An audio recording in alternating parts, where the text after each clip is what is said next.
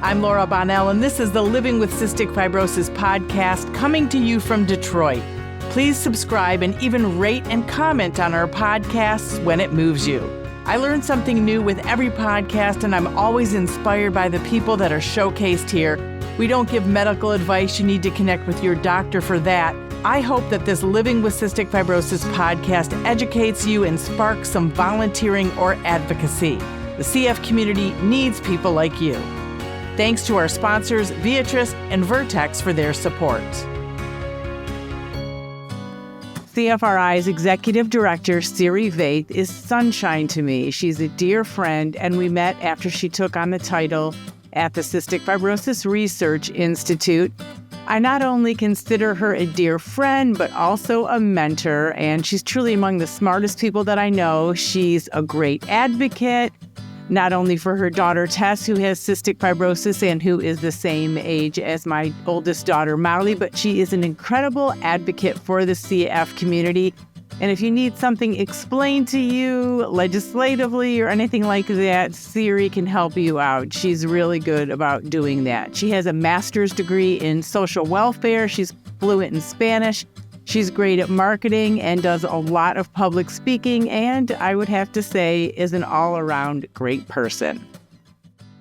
Welcome, Siri. Always great for us to chat in person or not. So, thank you, Laura. I'm very happy to be here. It's an honor and a delight. It is a delight always to talk, but I just want to start out by asking how Tess is, how she's doing. Tess is doing well. She is, for those who don't know, my daughter, who is 30 years old now, living with CF, and she is one of the fortunate ones who is benefiting from the new modulator therapy. And so her health has been really stable for the past few years. I will say she just got over, I think it was one of those combo flu COVID situations. And it was fascinating because I said to her, this sounds like we're back in 2019. This is exactly how you sounded, like relentless cough, the chesty sound when she spoke, the sinusy sound. And it was a good kind of reminder of how fortunate she has been in recent years. Yes, to be on that modulator, I mean, it makes a huge difference. And we always say when we talk about this that we always think of the 10% who don't have it, and we're grateful for Emily's entourage who's leading this charge. Absolutely. And I think we all of us who are, working in the CF community and leading these groups, like it is this two-sided coin. So on the one hand, the celebration of all the progress that has taken place and the many people we know who are benefiting. And then just a constant reminder to people, we're not done. We have so far to go. And yes, there's the 10%. And then when you do the drill down into the 10%, you see, oh, actually it's 24% comprised of people of color with more rare mutations. It just, the urgency is there to keep going. And it is really hard. I mean, I know your daughters and my daughter are about the same age. When you've been around for literally now, for me, 30 years in the CF community, I always say Tess was my N of 1 back in 1995 when she was diagnosed, and now I have an N of thousands. And it is a collective grief when you see people who are still struggling, who have no new options. And it's also hard even for those that we know and love who are on modulators, but who it came so late that they already have many other complications and advanced lung disease. So I hate to sound like I'm constantly like, yay, but that really is our community. It is that two-sided coin of celebration and then urgency and sadness that we're not quite there yet, but we're inspired to keep going. That is so well said, because it's the truth. I mean, and we talk to so many people, including our kids, who still have the mental part of, is this really going to save me, or is this really going to help me? Are we sure? And then what does the future hold? And so many variables to access, even for the people who have it, right? There's so many different variables that we're always dealing with everybody that we help at both of our foundations. So there's so many things to think about, even though it is wonderful, this medication. For those people whose lung function was already very, high enough to then start using a modulator and then have it even improve, but certainly not worsen necessarily. It is a whole shift. When I texted Tess on her birthday to, happy birthday, 30 years, and her response to me in all caps was, I outlived my expiration date. And it really is something that she has grown up with. I think most people with CF have grown up with this sense of very early mortality. No matter how much I encourage her, look at the research and think things are getting better, all that, ingrained within her was this sense of much shorter life. And I know she is really, that is a whole shift. She's like, wow, I got to do some heavy duty adulting now. This may not be what gets me, and what does that mean? And then combine with that, for many people, survivor's guilt, because they have friends who either have already passed away or who are still struggling. It's a whole culture shift right now, I think, in the world of CF. It is. And don't you feel, because when Molly turned 30, I mean, as you said, my oldest and Tess are the same age. She didn't say that. I felt it more myself. Molly, I just thought, wow, we've exceeded it. I mean, did you think about that as well? Oh, yeah. Leading up to her 30th, she was in town from London, and, I got these big blow-ups of the 30th number for her and put it in the house, and I couldn't even throw it away until recently, and her birthday was in December, so it was so huge, and I was trying to reel it in, like, don't make such a big deal about it, because she didn't want this over-the-top thing, but I did. And then Emily actually reminded Molly, this is big for Mom. You may not in your mind think it's big, but this is big for Mom. And so that was really interesting to me, that I had to really, realize the difference between how the two of us were handling it. I had to go celebrate somewhere else I still have to, I'm saying, because, I've been calm about it. Like, yeah, just a little birthday, which is how Molly feels. Like, nothing big, just a little family. I don't want anything big. So it's interesting. Well, years ago, I used to say that a very interesting film would be to go up to people with CF and their parents and say, what's your number? Because almost automatically, people will tell you the number that they were told survival, average age of survival at the time. And, people, and automatically, just years ago, it doesn't happen as much anymore because it's all over the map. But right. But it was a very clear imprinted for most people when they got that horrible news. What was that number? So the dial has moved. It has, thank goodness. And yeah, for people who have children born today, it's a much better outlook. I mean, much better.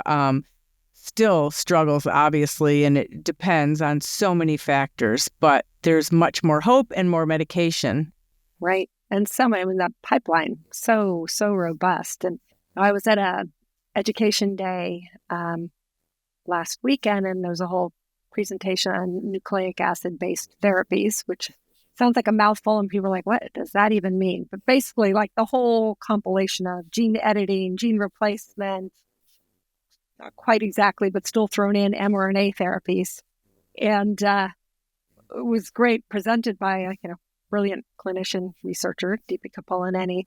But the question to her from another physician was, this is getting interesting. Like, how do I even know which clinical trial to refer patients to when there is such a robust pipeline? Different strategies, different criteria for inclusion. But how do I help them make the decision about what one is right for them? What an interesting wonderful problem to have. But conversely, it is a problem to have because the numbers of who would be eligible for any of these trials is so small now that when you add up the numbers required for each clinical trial, it becomes very challenging. So that, I think, is the next interesting, I don't want to say hurdle, but it's exciting. But in itself, how these clinical trials can advance, I think the other thing is just really to help encourage people who haven't participated in clinical trials who might be eligible to just do the research, see if it's something that could fit for them. Maybe this is the time to dip your toes. Great advice. I would agree.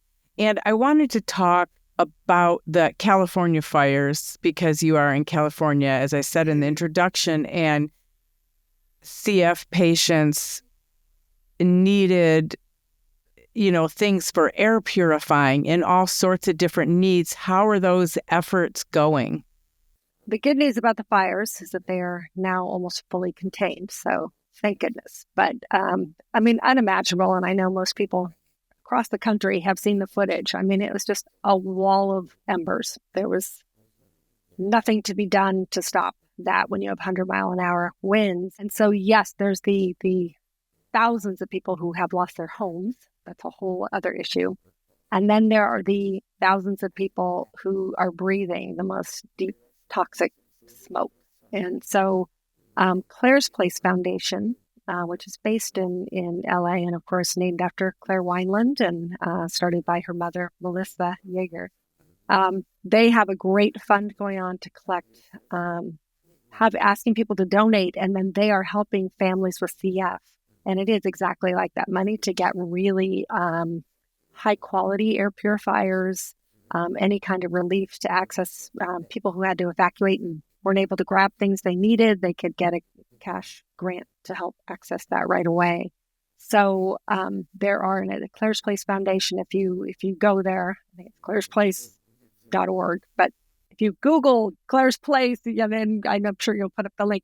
People can donate to it. And I was really proud of CFRI and my board of directors because, we typically, we admire you, Laura, and try not to send too many people to you, but you provide financial support to families. And that, we do many, many things we can talk about, but we don't typically give cash grants to people.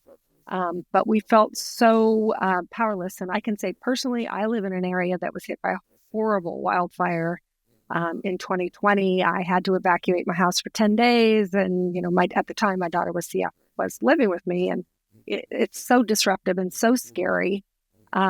So this hit very close to home.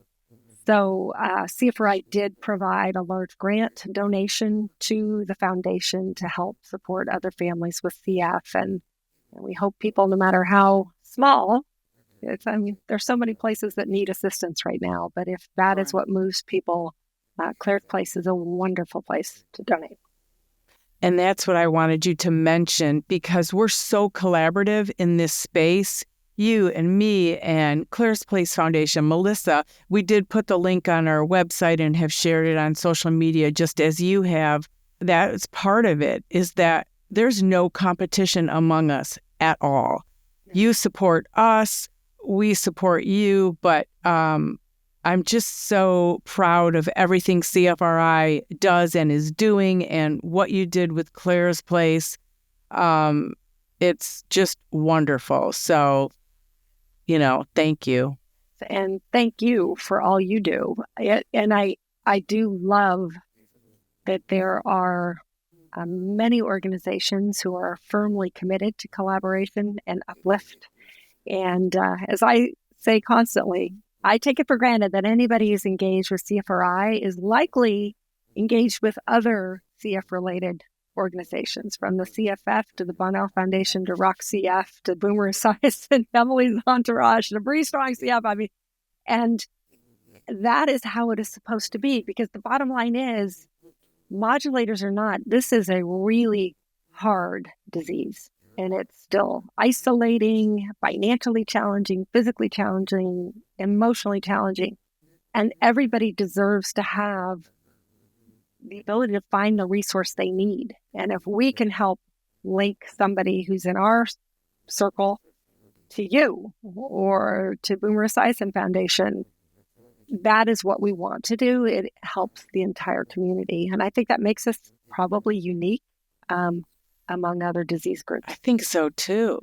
And I have to say, I told you this, but I also wanted to mention it. When you mentioned our mentoring group in your newsletter and we had someone reach out, that was so touching and incredible. And thank you for that. So the mentoring program is so new and getting the word out sometimes is harder. So that really helped us and kind of boosted the program. And now we're moving along. So it's going really well. And then we got a grant for that from Boomer Esiason Foundation. So we are all, I was just trying to make sure I had the right sponsor in my head. But yeah, so it is really a good thing. So thank you again. And thank you. Yeah. Mutual appreciation. Yes, things change a lot. And by the time this podcast airs, legislation will also have changed a lot. But, there are so many things that we worry about for our rare disease community. What is on the top of your mind right now? Maybe a couple of legislative things that people should know about. I think for us, we're really in tune with it, but sometimes parents who are in the midst of treatments for younger kids, it's harder for them to hear about it. So this is kind of a great way to, talk about what's going on. Well, top of mind, literally years ago, before we had a very robust advocacy and awareness program at CFRI. But the one thing we were always behind was increasing funding for the NIH, for the FDA. That shouldn't be controversial. Right. But that is still top of mind, especially now because, and of course, it's very, very early days, the new administration, and people are still waiting to hear. So I'm glad you prefaced this is not being released tomorrow. So whatever I say now may be completely outdated, but I very much, it's an information gathering time, I would say, in terms of what the outlook is. What will this mean for the Affordable Care Act? What will this mean for funding for NIH grants? What will this mean for the FDA, the CDC? I mean, it's going to be an interesting shift. So that remains to be seen, and we'll be watching that closely, obviously, but would remain steadfast in our belief that grants through the NIH are critical for advancing research, particularly in the rare disease space. And just a reminder to the listeners, rare disease is one that impacts 200,000 people or less in this country, in this huge country, and that there are now 10,000 identified rare diseases. So there can be some, probably the largest rare disease identified group is sickle cell disease, but that's still only about 100,000 people. And, we can get into a whole conversation about diagnosis because I think the number of people with CF, cystic fibrosis, diagnosed in the U.S. is grossly undercounted, I believe. Right. But right now we're at 40,000 people.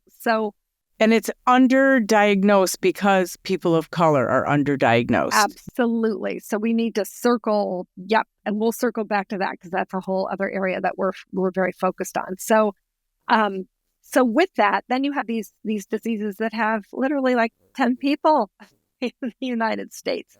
How do you ever think we can advance research when there's very little incentive to pursue that? And imagine being those parents, even though it's 10, those are 10 families that have no answers. Absolutely. And the fear and panic. Yes. And so, there's the funding, there is, as you've been extremely involved with, the need to establish rare disease advisory councils, in every state in the U.S. And obviously they have different roles in each state, different responsibilities, different levels of funding, but it is still really important to have that voice for people at an official decision-making level. So we, as an organization, we're hoping that movement can continue. I just wanted to add before you go to the federal level is that when you were saying all the numbers about how many rare diseases and et cetera, 10% of everybody's state approximately has people with a rare disease. So in Michigan, it's 1 million. And how many in California? Over 4 million. Wow. Over 4 million. And, as you know, better than anybody, due to all your intense work in Michigan to get that Rare Disease Advisory Council going. But we, the Orphan Drug Act has really helped advance by incentivizing the development of rare disease drugs. But literally, I think there's, maybe 800 FDA-approved drugs now for 400 rare diseases. Remember, there are 10,000. So it means literally to this today, there are still 95% of rare diseases have no FDA-approved therapy. And the cost of that is really high. The Every Life Foundation has done a study, and it costs about, on average, almost $250,000 per person to reach a rare disease diagnosis, usually, preceded by 7 specialist visits, hospital stays because there's no known cause, so they don't know what to do to intervene. So there's a lot to be said when people say, oh, rare, but it affects so few people. No, it is 1 out of 10 people, and it's really expensive to not know. And while rare disease therapies may be expensive, when you think 95% of people are going through that diagnostic journey, it's, a tragedy that's going on every day. It is. And, I wonder out loud, and we need to work with the insurance companies, and that's part of what the RDAC does and what we all want to do. But I do wonder, do they not realize the money that would be saved if there could be faster diagnosis? Because it really would save all of us so much money in the end. That's an issue on every level with so many diseases now. And I wonder out loud myself about, in the old days, which, how quickly technology is advancing, like 5 years ago, it was so expensive to do genotyping and just have the whole genome sequencing. And, for many people with rare diseases, that is the only way they're going to get to the answer, get to the diagnosis.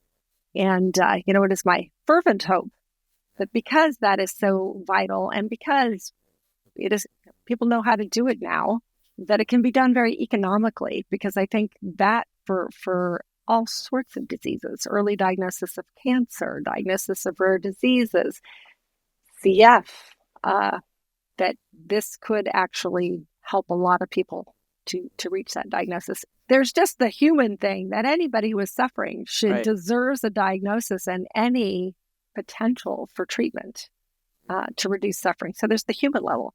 But, many people just want to talk in dollars. And I do believe if we had better screening, earlier intervention, that has to translate to savings for many people. I agree. 1,000,000%. And was there more legislation on the federal level you wanted to bring up before we talk about people of color and... Well, just, as, a reminder to everybody, 501c3s, if we were to be involved with anything, we're not endorsing any candidate, obviously. Right.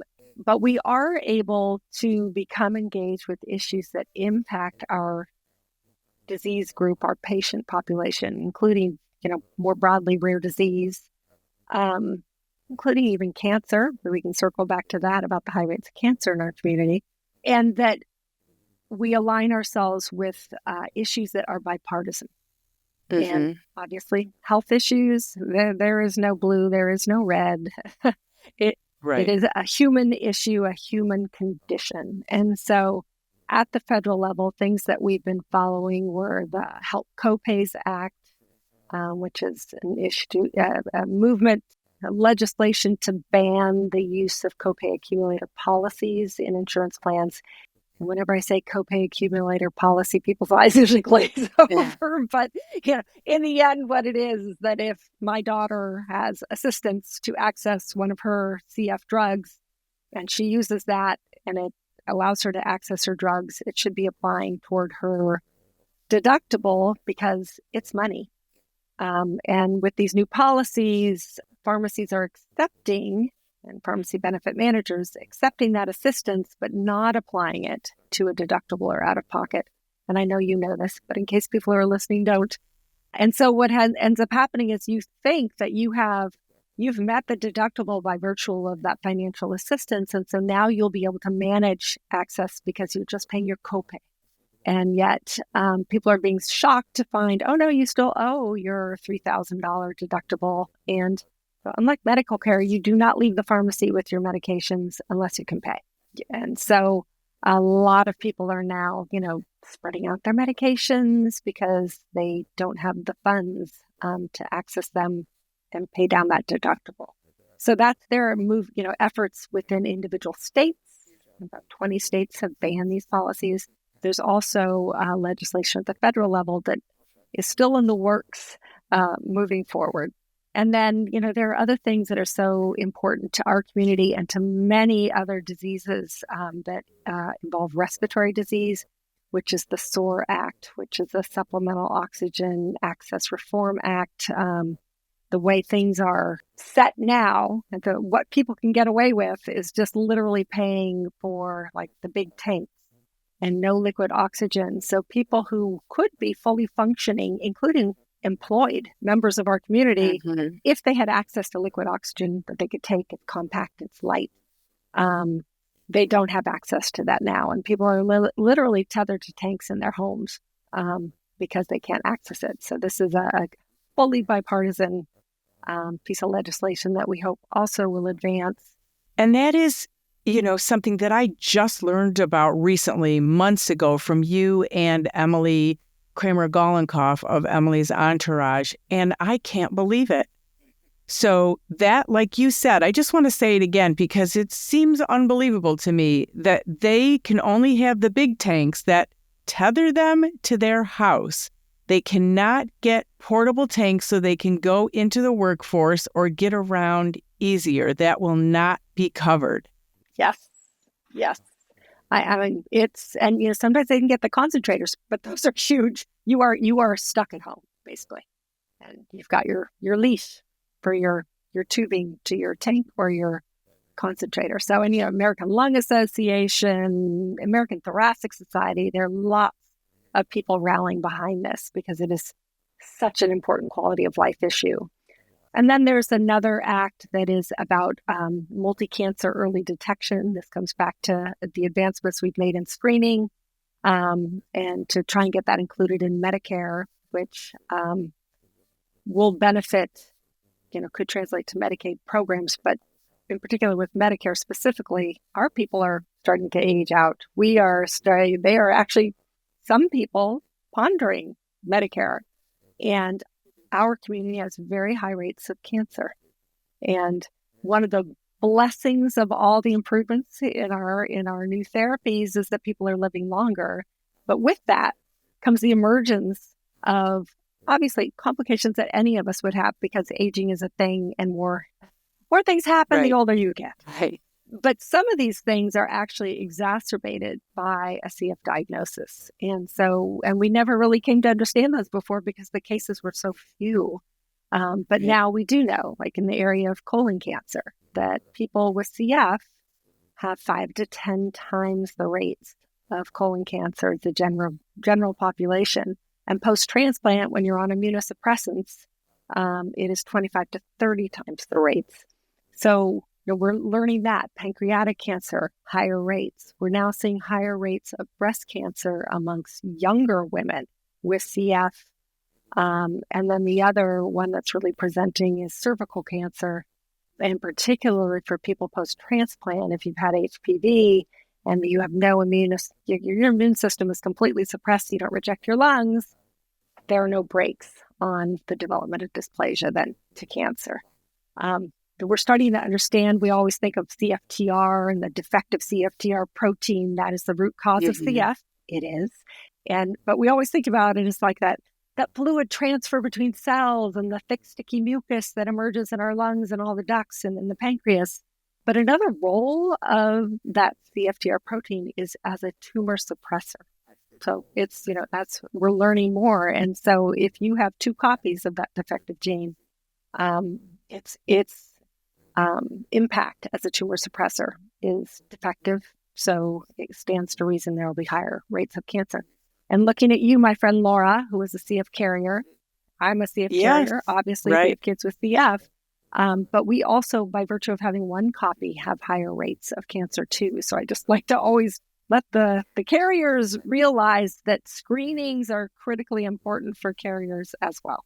They are. And plus, my husband's family has a higher rate of colon cancer. So we have let our doctors know. And I mean, obviously for the girls, but as well as us. And our doctors, both of our doctors, even though I'm a Teicher, not a Bonnell by blood, they are screening us every 5 years. So they changed that for us based on this information because it is scary. And even though, Anna Payne, for example, who has CF, and she really raised awareness about this, and CFRI, you've helped her with that, giving her a platform too. But they need to screen younger, but there's nothing official yet on this, right? So does that mess up with insurance? Are people able to get screening at a younger age? Well, obviously insurance, that is the big key. Do I believe people should be screened at 30? Yes, I do. And I do too. There's probably both sides, but there is a higher cancer risk, colon cancer risk specifically for tests and by genetics. So not CF genetics, colon cancer genetics. Right. And so she's 30 this year. She'll probably get her first colonoscopy. And obviously for people, what's so challenging is that GI issues are massive for most people with CF. And in fact, like years ago when we did that FDA hearing and we did a big survey of the community, and GI issues ranked as high as respiratory issues as a day-to-day sort of inhibitor of quality of life. So I was like, remind me, think of the lungs all the time, because obviously that is what most people die from, is respiratory failure.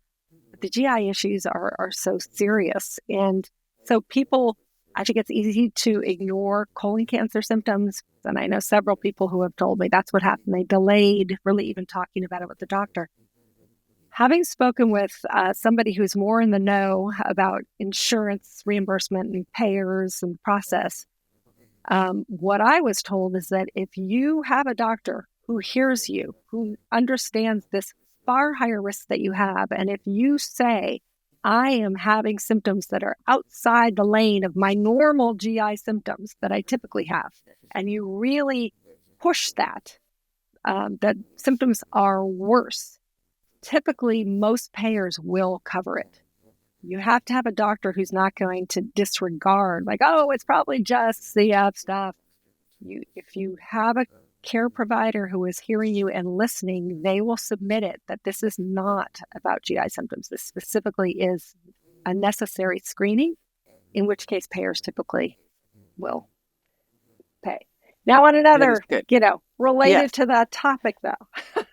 Yes. My own personal segue here. I don't know if you saw today the Kaiser Family Foundation report that came out about, I didn't see it yet. No. Payers, healthcare.gov insurers. So, this is through the Obamacare, all these plans, which have been, so remarkably important for many people who would otherwise be unable to have coverage. But they did a whole analysis of claims and denials in 2023 that found nearly 1 in 5 in-network claims. These aren't people who are going out of network. 1 in 5 in-network claims was denied. And of those 1 in 5, if they broke it down by different states and insurers within, some had as low of a denial rate as 1%. I'm like, who are those people? We love them. But some were as high as 35%, over 1 out of 3. Wow. Now, the other thing I gleaned from this report, which is like the next thing I want to do in terms of a webinar, is just how do you interpret what you hear from your insurance company? And if you disagree with it because you've been denied, what are the steps you can take? Concrete steps. I'm committed to this because out of that 1 out of 5 denials, only 1% were appealed. Wow. And that is because they are immersed in their disease or their situation and their life, and they're overwhelmed. And probably they don't understand 98% of what's happening, which is so frustrating, as you know, because we live it. And just to really let people know that frontline, it's either now AI, you've been run through an AI program and the denial came, or it is somebody who has no medical background, really, typically, is the first line. And that everybody should always appeal straight up.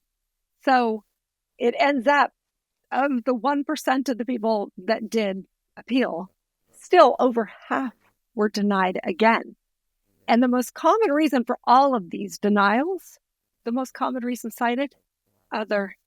Oh my gosh. Other. That is sinful, so honestly. It's the nicest way I can say it. Yeah. So, and I share this not to depress everybody, but because these are the things that as an organization we want to pay attention to so that we can help our community have the tools, because all of us are going to have more claims. That's the given. So what do we do in response to denials for something you know is vitally important for yourself or your loved one? That's coming down the pike this year, because people really need to have the self-advocacy tools. Yeah, that is great. And we will share everything about your webinar when you get it together. I appreciate that. And that takes us right to CFRI to learn more about your foundation and what you do, because you do so many things. So wherever you want to start with what you're working on. Well, I'll start with, for people who don't know much about us, that we this year are celebrating 50 years since we were formed. Yay, so that's incredible. 1975. We were formed in Palo Alto by a group of parents, all of whom had kids with CF, none of whom, based on that year, were expected to really, if they made it through high school, not expected to live much longer than that. So they decided they wanted to do their own work to raise funds and provide these grants to researchers, do their own vetting, decide what they wanted to fund. So their first grant they ever gave was to our wonderful mutual friend, Dr. Paul Quinton. And for listeners, if you don't know who Paul Quinton is, I joke to him that I am his wingwoman in terms of PR, because he's so humble. He is but so humble. He made some of the most pivotal discoveries about CF. And Dr. Quinton has CF himself. He did many of the experiments, literally taking the cells from his own arms and legs to use in the lab. So that was our first grant in 1977. And, I just love saying that, because that is really evident of what was to come for CFRI. We don't have huge grants to give to people. I mean, God love the CFF and the NIH and the California Institute of Regenerative Medicine and places that can give the larger grants. That is not our role. It's to give people, $75,000 for a couple of years, and they can add to that from other sources, but to provide seed funding for a concept. And we have an incredible track record of people getting these smaller grants, having the proof of concept, and then moving on to much larger grants from other sources. So that's one piece of what we do. And the other sections, I always describe CFRI as by and for the CF community. It was formed by parents of people with CF. It is now my board of directors. Everybody has a connection to CF, whether they are adults with CF, spouses, parents, relatives, whether they're CF pulmonologists, CF researchers. So everybody comes ready to roll up their sleeves, very, very passionate, dedicated, mission-driven team of people. And then we have lots of committees, and all those committees are almost in their entirety staffed or with volunteers who are either adults with CF or family members of those with CF. And so within our organization, research is in our name, so I always start with that. But we have three other areas that we really focus on. One is education. And I know you'll be helping to promote our conference that we hold every summer. We're having our 38th National CF Education Conference this summer. It is hybrid, so people can come to Mountain View and enjoy all the joy that is that conference, because it's not just the presentations, it's all the other activities around it. But it is also hybrid, so people can sign on and watch at no cost and hear all the great information. It's one of my favorite events. It's the camaraderie, the knowledge, the love. Honestly, as you remember, I cried, couldn't stop crying. The first one I went to, I was so moved by everything. I literally couldn't. Every time I tried to speak, I just started crying because it was so overwhelmingly beautiful. And yes, if you can attend, I highly recommend doing the hybrid. It's incredible. Thank you for saying that, Laura. And I will say, I was really lucky when Tess was diagnosed. Very shortly after her diagnosis, I was in clinic at Stanford with her, and there was a flyer for the conference. And I think that year it was the 8th annual. I have never missed a conference since 1995. So, and we're having our 38th conference this summer. But why it brought me back and why that was actually my walking through the CFRI door where I took up residence, because when I went to that conference, it wasn't just that I all of a sudden had so much great information from experts from around the nation presenting, but I met other people who were walking the CF path. Joy was possible. It was like an eye-opening thing to connect with other people, learn all this information, and then see that you actually could laugh and see hope more clearly in front of you. It set me on the CFRI path. So other things, we have a newsletter printed in Spanish and English. We do podcasts. We do a weekly e-newsletter. And I would say to listeners, go to CFRI.org, sign up for the newsletter, because every Wednesday you'll get a whole dose of information. And it's not just about CFRI's programs. We want to promote all of our fellow CF organizational partners, all their programs. We have research updates. We have advocacy updates. So there's just a lot you can glean from it. So if you only do one thing, just sign up for that newsletter. And we have it in show notes too, so people can go in there and just get directly to you. So Thank you. So we do retreats. We do retreats for mothers of children and adults with CF. I could talk about that for a long time, but it's a really powerful weekend spent together in California. We do retreats for adults with CF, and I like to add that in this era, cross-infection awareness, obviously, CFRI has never subscribed to the one person with CF per room philosophy, which is not to say that we say we're having an event, come on down. We have very stringent protocols to help keep people safe. And because of that, we do offer every year an on-site 5-day retreat for adults with CF. And we are now in our, 25th year of doing this. We morphed from camps and then navigated to come up with the protocols to create retreat. And it has been just such a positive experience for so many adults with CF.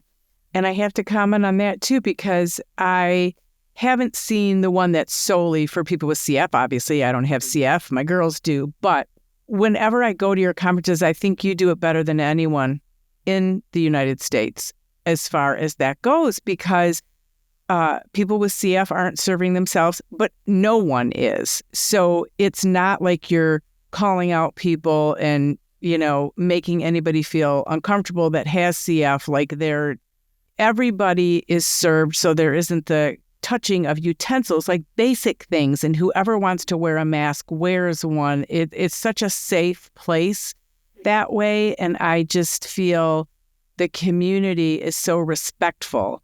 And for those people who've never been around someone else who has CF, it's incredible. Yeah. So, there are people who save up their time, their money, just because they would say the retreat, or for some people, the conference, the most important activity they do every year. Mm-hmm. And, just the cliff notes of it, people do have to have cultures. There are certain pathogens. If you've had them, you cannot come. Certain pathogens, you have to have had a certain time period. Your doctor has to sign off.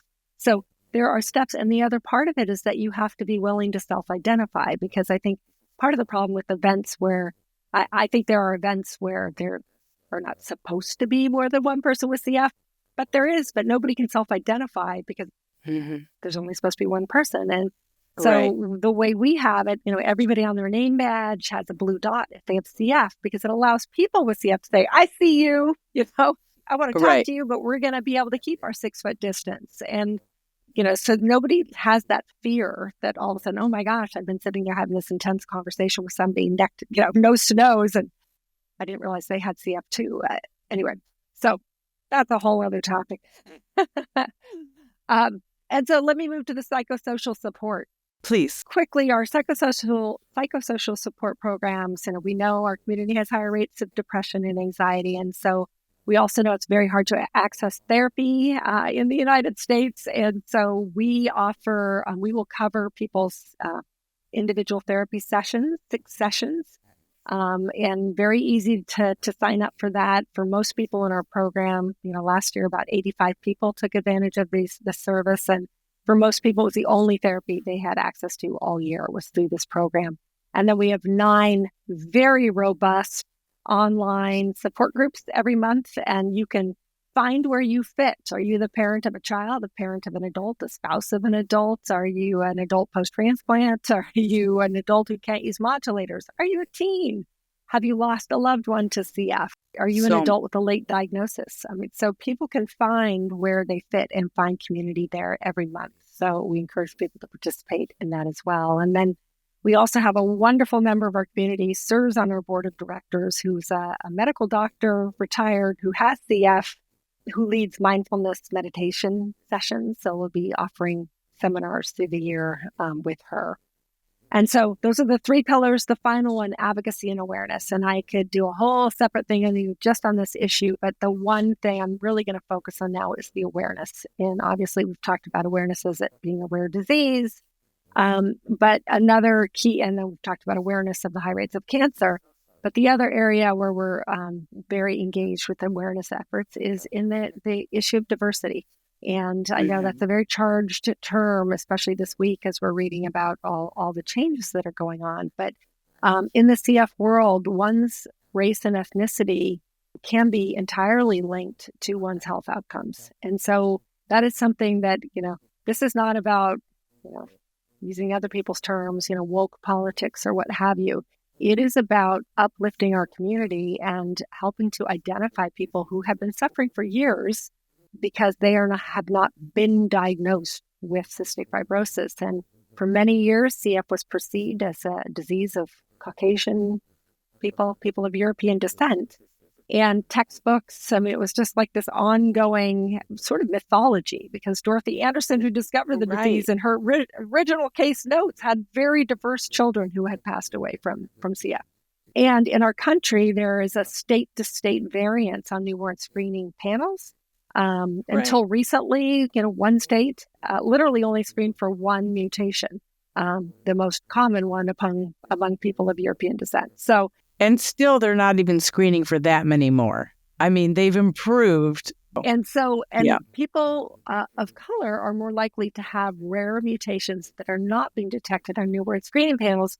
So there's no early intervention. So you have infections, inflammation, failure to gain weight, all the things that come with CF. And yet they're being misdiagnosed with asthma, irritable bowel syndrome, all these other issues. Maybe is it Crohn's? Is it, so they go through this long diagnostic journey. And even though it's right in front, quite often, it would seem to us, because we know too much, it's so obvious they have CF. But people are not seeing it because of the unconscious bias. It's not intentional. But how they've been trained in medical school, what is the message about who has CF? So we are very engaged in helping communities of color say, these are symptoms. If you have these, this might be something you raise this issue with your doctor to screen for.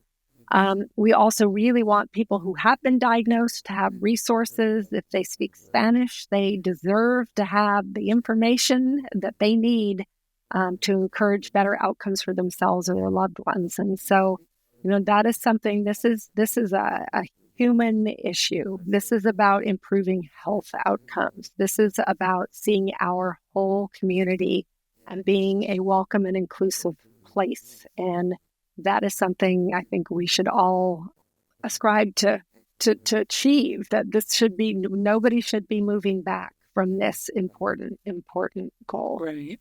It's so important, but it affects their life expectancy. It impacts everything. And yeah, it's just so important. And on our CF Familia page, we have a link to CFRI's Spanish-speaking support groups. Mm-hmm. So it's so important. And we could go on and talking about so many people we know that are persons of color that were diagnosed late and the harm that it did to them, both mentally and physically. It's so painful to see how it continues to impact them. And if you don't have a diagnosis, you can't get the right medications, you can't get insurance coverage, et cetera, et cetera.